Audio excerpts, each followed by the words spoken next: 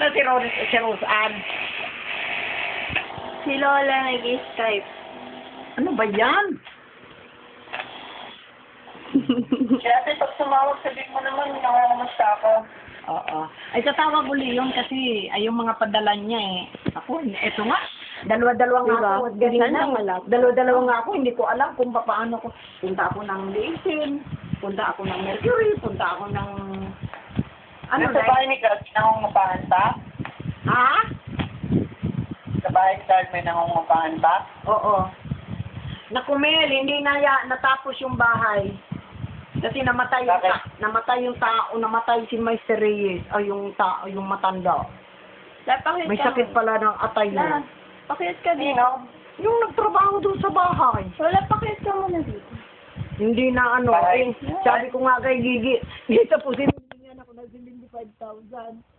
Sabi ko, sige Gigi, pagka ano, may pera ako eh. Ito nga, Napakita yung mo sana, may pera ako. Pera ko sana yung pinamili na, 17,000. Tapos, Ang cute niya, no? May ipit. mayroon akong, naipon na kulang-kulang 35.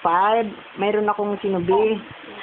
So ngayon, ayun nga, siya ang kinuhanan ko, binili ko ng mga padala, pati yung kay Rose. Napakit Pero ka sabi ni Rose, babayaran ko yan, ma. Pakit ka muna dito. Dali.